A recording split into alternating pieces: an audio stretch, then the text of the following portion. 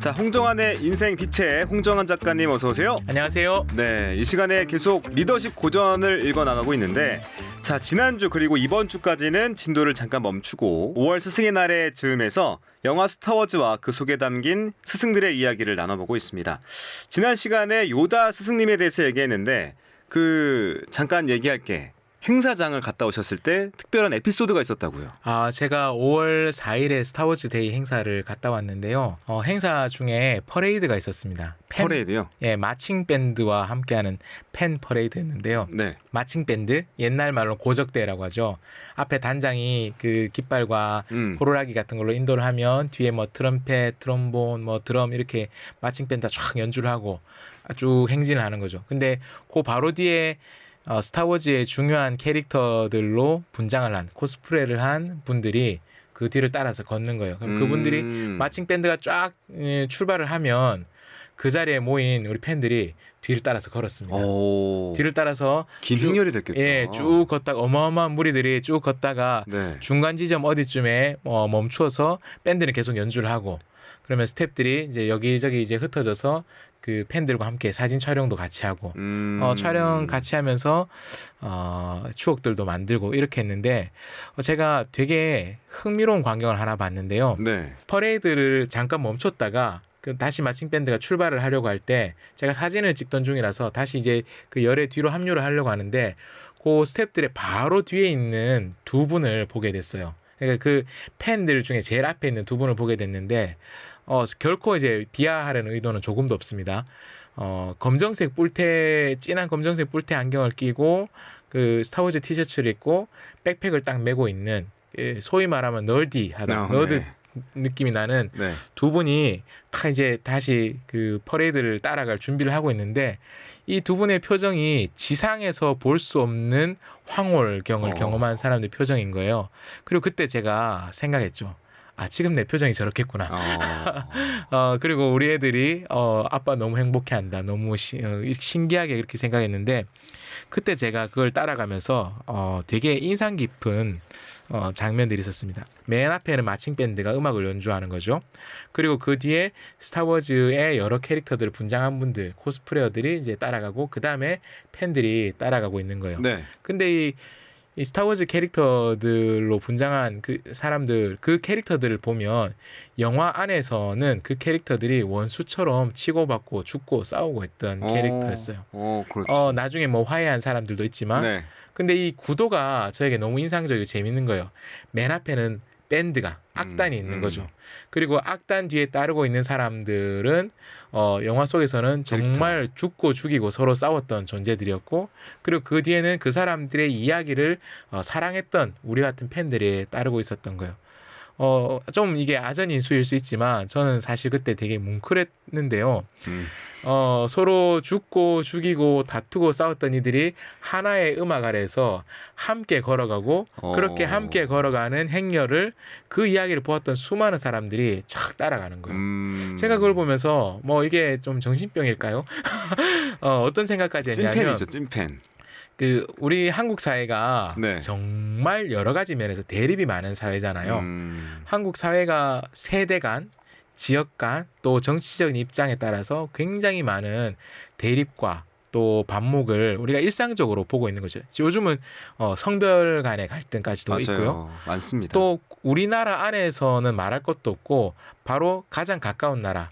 이 부산에서는 굉장히 가까운 곳이죠. 일본과 또 우리나라 사람들 사이에 오랫동안 누적되어 있는 국민 감정이라는 것도 만만치 않죠. 네. 그래서 한국 팀이 스포츠 운동 경기를 할 때 우승 못하는 것, 뭐 예선 탈락하는 거, 그거는 좀 뭐 용납할 수 있을지 몰라도 그러나 한일전에서 패배할 때는 정말 역적이 되는 것 같은 그런 분위기들이 심하죠. 있잖아요. 네. 근데 맞습니다. 제가 그날 그 스타워즈 팬 퍼레이드를 착 경험하면서 음악 아래에서 그 스타워즈의 테마송들이 연주되는 그 뒤를 따라서 원수들이 함께 퍼레이드를 하고 그들의 이야기를 따랐던 사람들이 또 함께 이제 따라가고 퍼레이드를 하는 거 보면서 언젠가 우리가 죽은 후에 갈 낙원이 있다라면 이런 모습이 아닐까. 그런 모습들을 일상에서 경험하고 싶다. 그런 생각들을 하면서 최근에 어떤 TV 프로를 보면서 또 비슷한 감동을 받은 적이 있었습니다. 한국의 트로트 가수들과 또 일본의 가수들이 지금 한 프로그램에 나와서 그래요? 같이 공연하는 오. 프로그램이 있거든요. 네. 한국 가수들은 일본 노래를 부르기도 하고 일본 가수들은 한국 노래를 부르기도 하고 그래서 음악 안에서 오랫동안 서로 다투고 미워했던 나라 사람들이 같이 교류하는 것들을 보면서 참 아름답다, 황홀하다 이런 느낌을 받은 적이 있었는데 이번 스타워즈 팬퍼레이드에서도 그런 거 보니까 제가 너무 감동이 됐고 그래서 검정 뿔테를 쓰고 배낭을 맨 그분들의 황홀한 표정이 내 표정이 지금 저렇겠구나 라고 생각했던 거죠. 제가 열심히 1코를 일반인 코스프레를 일반인 해왔는데 코스프레. 이제 다 실패했습니다. 네. 여러분 죄송합니다. 저는 이런 사람이었습니다. 자, 스타워즈 퍼레이드를 보면서 환희와 함께 감동까지 간단한 에피소드를 들어봤는데 다시 얘기로 넘어와 봐서 요다 스승님에 대한 얘기를 했는데 오늘은 어떤 스승님 또 어떤 분을 만나볼까요? 오늘은 지난 시간에 요다에게 훈련받았던 루크 스카이워커, 요다 선생님은 젊은 스카이워커, 어린 스카이워커라고 영 스카이워커라고 불렀던 그가 이후에 어떤 스승이 되었는지에 대해서 이야기해 보려고 합니다. 자, 이 4, 5, 6편의 주인공이라고 하셨습니다. 이 스타워즈를 보는 순서에 대해서 논란이 있는 것으로 알고 있는데 우리 작가님께서는 어떤 순서로 보는 걸 추천하십니까? 스타워즈는 너무 많아요. 지금 영화만 9편 나왔고요. 애니메이션도 꽤 있고요. 드라마 시리즈도 여러 편이 있습니다. 다음 달에 또 새로운 드라마가 나옵니다. 그래서 스타워즈의 세계관도 방대하고 또 다른 것들은 다 차치하고라도 영화만 9편이니까 네. 이거 언제 다 보나 이러실 수도 있고 또 일반적으로 생각하기에는 그럼 1편부터 보면 되겠지라고 하는데 또 스타워즈의 찐팬들은 1편부터 보는 게 맞냐 4편부터 보는 게 맞냐라고 그걸로 일반인들이 보기에는 아무것도 아닌 걸로 치고받고 싸우기도 합니다. 근데 확실히 달라요? 굉장히 달라요. 그래서 제가 물론 다른 사람들 보기에 아무것도 아닐 수 있는데 죄송합니다. 저의 기준에서 네. 그 두 가지가 갖는 차이점, 큰 견해 두 가지가 갖는 차이점과 방법을 일단 좀 소개를 해드리려고 근데 합니다. 궁금한 게 네. 진짜 스타워즈를 좋아하고 사랑하는 분들이 네. 지금 작가님 말씀을 들으면 명확하게 이해합니까? 1, 2, 3편을 먼저 보는 것과 4, 5, 6편을 먼저 보는 게 다르다는 걸? 이게 굉장히 중요합니다. 그래요? 이 굉장히 중요해요. 그 티벳의 라마 불교에서는 네. 탑돌이를 할 때 탑을 돌 때 오른쪽으로 도냐 왼쪽으로 도냐 이것 때문에 굉장히 많은 사람들이 다투고 죽기도 했었거든요. 그분들의 우주적인 세계관의 근원이 서로 다른 부분이기 때문에 그리고 서양 기독교의 역사에서 그 소위 말하는 물을 살짝 뿌리는 세례 방식이냐 네네. 아니면 물 속에 완전히 들어가는 침례 방식이냐에 따라서 사람들이 죽고 죽이는 경우도 있었습니다. 스타워즈도 스타워즈의 팬들은 다행히 이 실정법을 두려워하는 네. 쫄보들이 많아서 죽고 죽이진 않아도 인터넷상에서는 정말 그 인격살인에 버금가는 그래요? 칼날이 서린 말을 주고받으며 다투는 굉장히 중요한 주제입니다. 저 그럼 뭐가 다른지 좀 알려주세요. 네, 이 영화가 일단 7, 8, 9편은 좀 제외하도록 하죠. 사람들이 순서를 이야기할 땐 보통 앞에 6개만 가지고 이야기합니다. 크게 영화가 세 덩어리로 나눠져요. 그리스의 비극 3부작을 뜻하는 말에서 나온 트릴로지에서 용어를 가지고 와서 예전에 나왔던 4, 5, 6편을 클래식 트릴로지라고 합니다. 그리고 클래식 트릴로지의 앞에 위치한 1, 2, 3편을 프리퀄 그리고 뒤에 7, 8, 9편 시퀄 트릴로지 이렇게 있는데요. 보통 우리는 시대적인 순서대로 쭉 보는 것이 가장 맞는 방식이라고 생각하기 쉽습니다. 근데 영화는 그렇게 나오지가 않았어요. 77년도에 4편이 나오면서 4, 5, 6편이 나왔고 그리고 이후에 1, 2, 3편이 나왔고 그리고 비교적 근래 7, 8, 9편이 나왔습니다. 여기서 말한 숫자 4, 5, 6, 1, 2, 3, 7, 8, 9는 영화 속 시대의 흐름에 따른 순서입니다. 그러면 우리가 무엇을 먼저 보는 것이 적합하냐? 두 가지 견해가 다 일리가 있습니다. 1편부터 9편까지 혹은 1편부터 6편까지 시대의 흐름에 따라서 쭉 보는 것도 이야기 전체의 자연스러운 흐름을 보는 데는 아무 문제가 없습니다. 그런데 스타워즈가 굉장히 지금은 너무 당연하게 된 일종의 밈을 만들어낸 작품이에요. I'm your father. 내가 너의 아버지다. 라고 하는 게 이 지금은 너무나 당연한 반전이 되어서 사실은 이걸 말하는 것이 옳은가 옳지 않은가 제가 방송 직전까지 고민했지만 뭐 40년 전의 반전인데 이제 공개한다고 해서 무슨 문제겠습니까?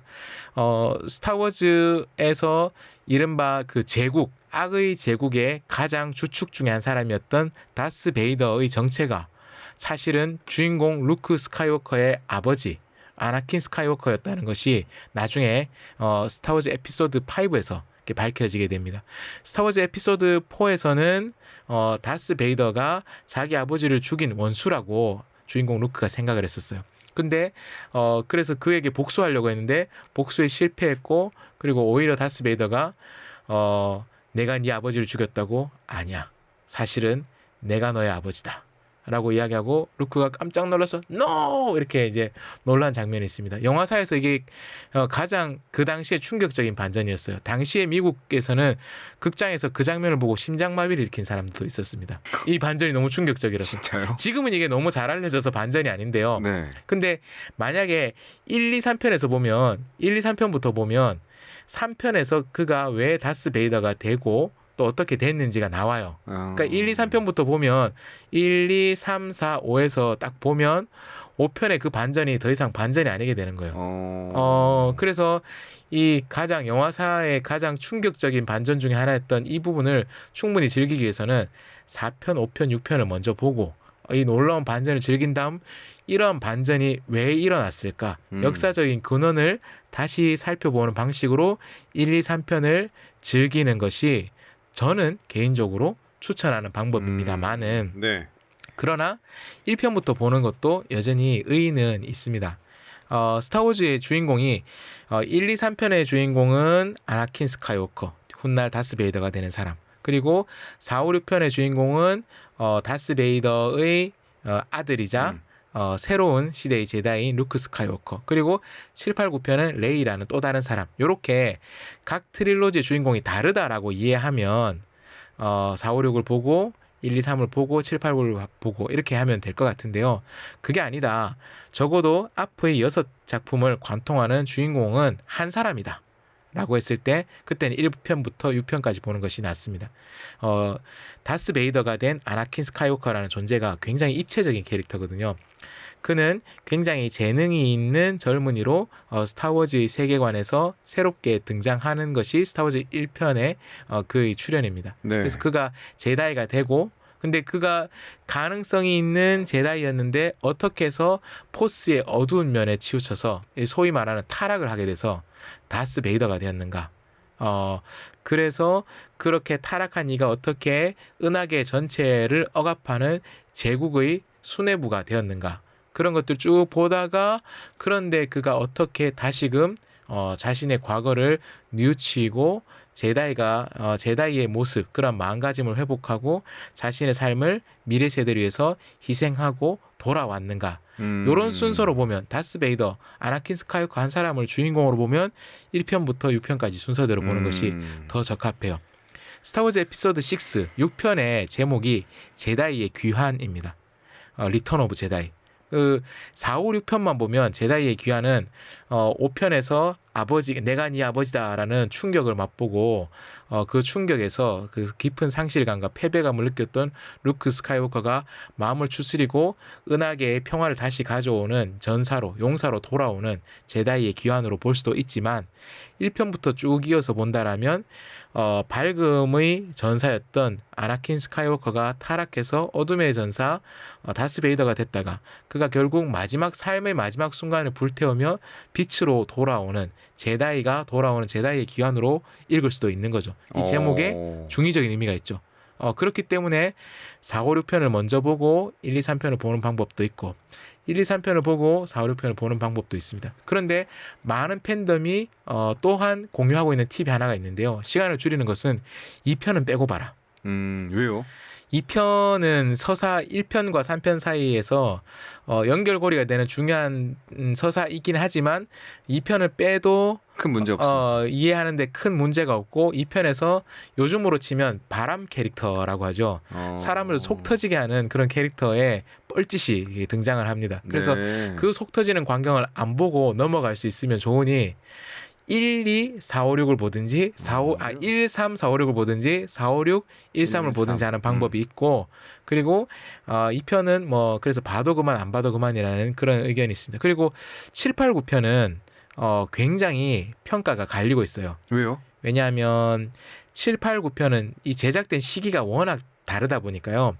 소위 말하는 정치적 올바름, 폴리티컬 코렉트니스에 대한 고려가 굉장히 깊이 들어가 있어요. 그래요. 그래서 요즘의 인종, 젠더, 뭐 여러 가지 의식들이 굉장히 많이 들어가 있어서 어떤 면에서는 스타워즈 시리즈가 가지고 있었던 고전적인 미덕과 재미를 해친다라고 보는 견해도 굉장히 강력하고 아니다 이것이 새로운 시대의 스타워즈다라고 생각하는 견해도 굉장히 팽팽하진 않고요. 한쪽에 좀 많이 치우쳐서 다투고 있는데 적어도 이 7, 8, 9편에 대한 평가는 제가 한 20년 정도 지나서 다시 이 방송에 출연해서 그때 네, 좀 하는 것이 적당하다 싶습니다. 네, 이 방송을 듣고 있는 이 스타워즈 찐팬들께서는 이 456, 1, 2, 3이 맞을지 아니면 1, 2, 3, 4, 5, 6 이 순서대로가 더 좋을지 좀 댓글로 남겨주시면 저희가 또 네. 반영해가지고 네. 다음 편을 준비해 보겠습니다.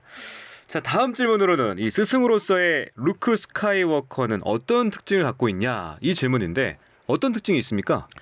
루크 스카이워커의 스승됨을 저는 아주 이렇게 특징적으로 말하고 싶어요. 스승 없이 스승과 함께. 그게 무슨 말이에요 또? 루크 스카이워커는 한 번도 완결된 훈련을 받아본 적이 없는 사람입니다.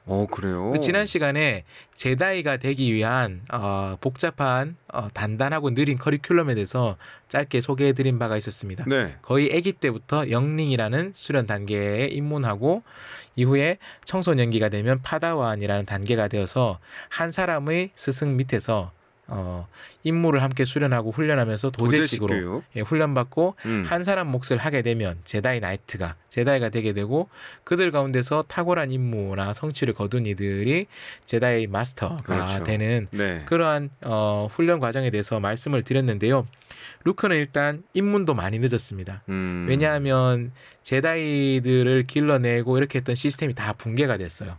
제국이라는 곳이 제국이 출현해서 클론 트루퍼에 의해서 병사들에 의해서 제다이들이 암살을 되고 은하계 공화국의 평화를 유지했던 그런 기사들을 말살시키면서 제국이 등장하고 그래서 살아남은 제다이는 몇 되지 않고 살아남은 제다이들은 자신이 과거에 그런 존재였다는 것을 숨긴 채 여기저기 은거해 있었던 그런 상태였습니다.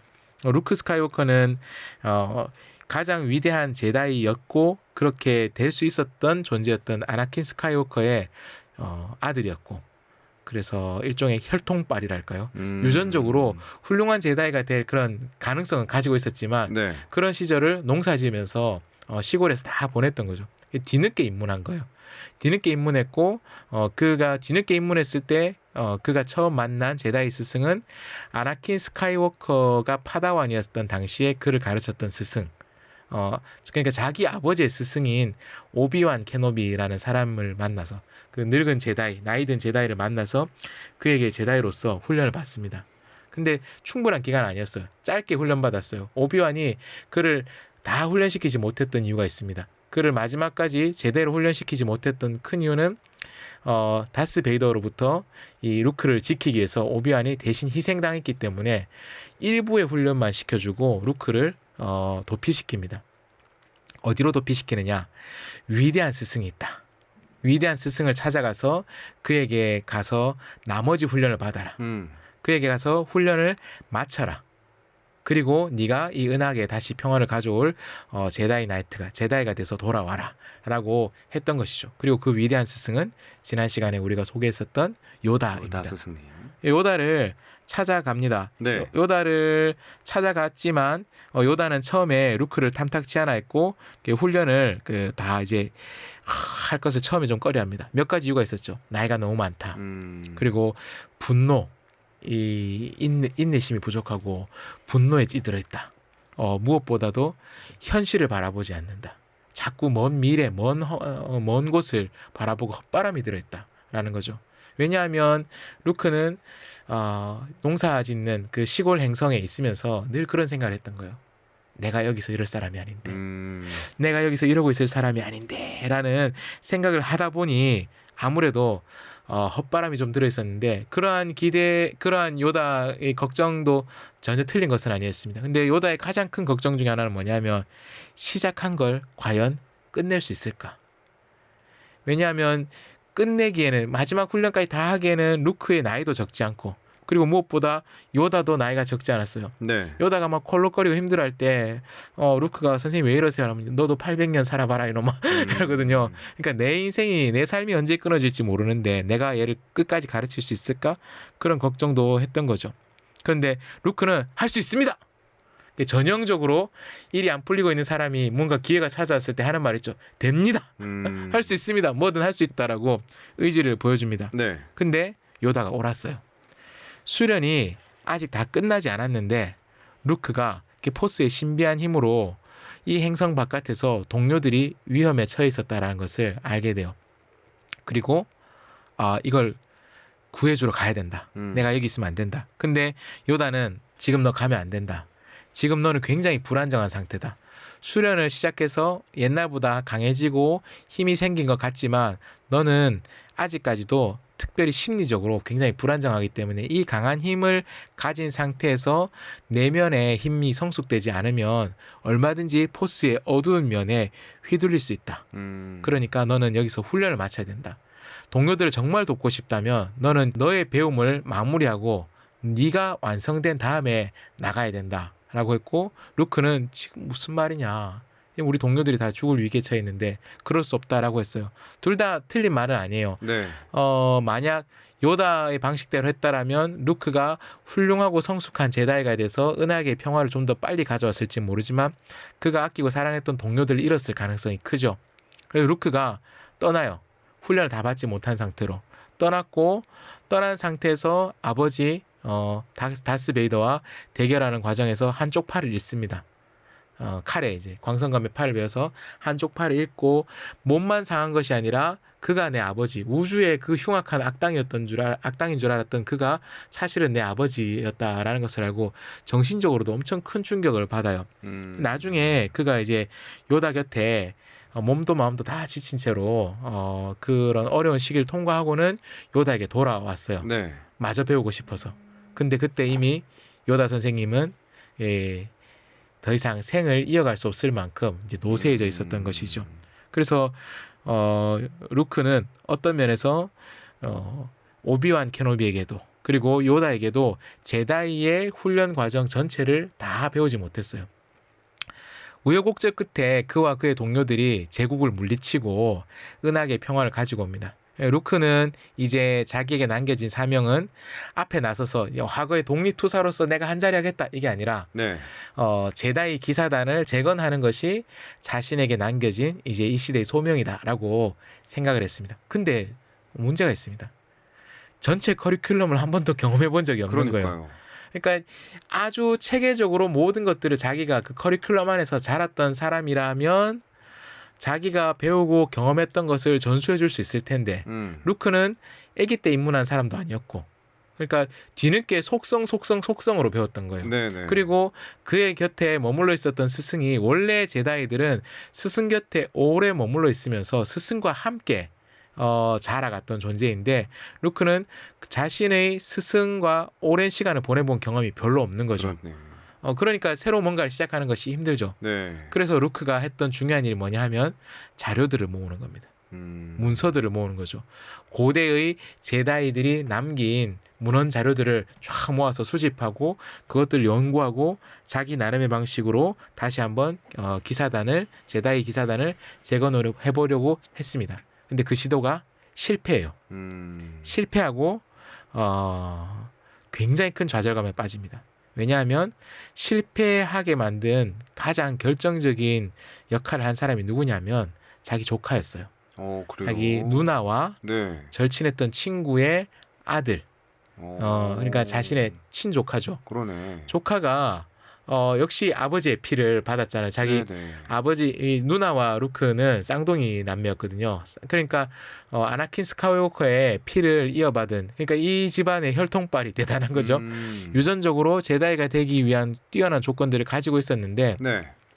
이 친구가 마치 그 다스 베이더가 그랬던 것처럼 포스의 어두운 면에 치우치게 된 거예요. 할아버지 피를 받은 거죠. 예, 그래서 그가 루크와 그가 이제 쭉 이제 재간하고 있었던 제다이 기사단의 가능성 있었던 어린이들을 살해하고 루크가 쌓아왔던 모든 것들이 다른 사람이 아닌 아들처럼 아끼고 사랑하고 키웠던 조카에 의해서 조카한테. 모든 것이 망가지고 좌절하게 된 거죠. 아이고. 그래서 루크는 모든 것을 포기하게 되었는데 그리고는 숨어들어서 더 이상 제다이니 뭐니 하지 않으려고 했어요. 근데 스타워즈 에피소드 7, 8, 9편의 주인공 레이가 루크를 찾아오게 된 거예요.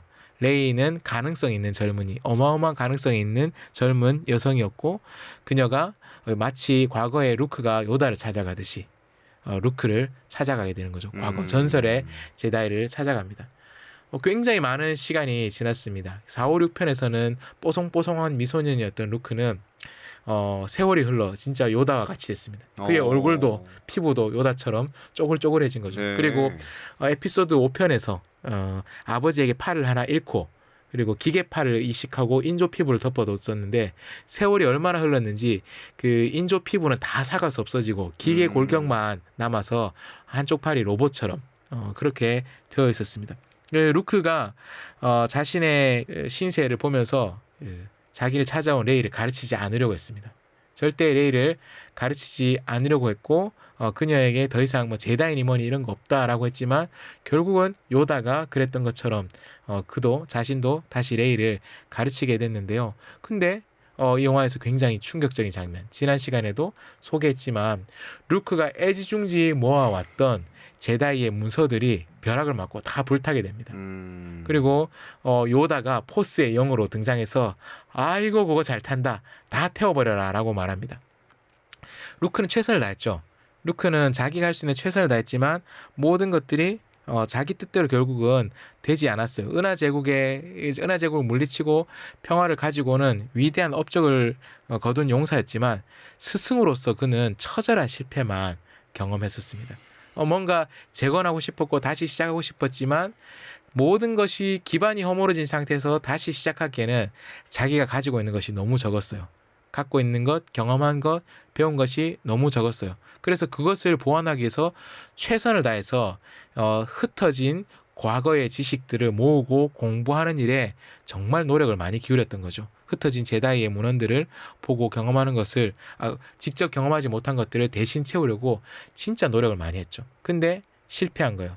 다른 사람도 아닌 자기 아들 같은 존재에 의해서 그러네. 그 모든 것들이 좌절되었고 그는 더 이상 스승으로서의 나는 아무 의미 없다.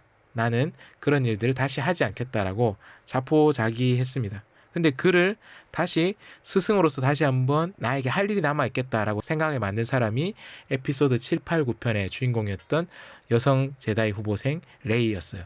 그녀가 찾아왔고 그녀가 그에게 가르침을 청하면서 그가 다시 한번 나에게 가르침을 청하는 사람이 있다면 여전히 나에게 할 일이 남아있다라는 일종의 스승으로서의 소명의식을 다시 일깨우게 된 거죠. 그리고 그가 레이를 훈련시킬 뿐만 아니라 다른 제자들, 레이와 그의 동료들, 제자와 제자의 동료들의 어려움을 극복할 수 있도록 도와줍니까? 삶의 마지막 부분을 불태우는 거죠. 마치 과거에 오비완 케노비가 다스 베이더로부터 자기를 지켜주고 대신 희생당했던 것 같은 그런 역할을 대신하는 거죠. 새로운 세대를 위해서 다음 세대를 위해서 자기가 가지고 있는 것들을 다 마지막으로 불살랐던 것이죠.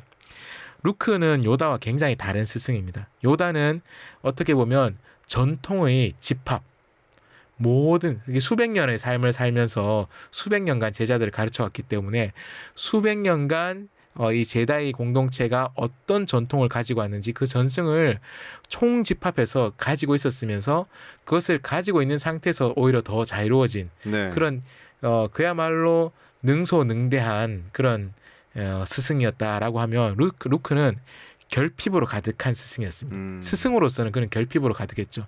한 사람의 전사로서는 그는 굉장히 탁월했지만 이 전통을 유지하고 계승하고 다음 세대에 전승해 주는 것에 있어서는 스스로의 한계와 자괴감을 굉장히 많이 느끼고 있었습니다.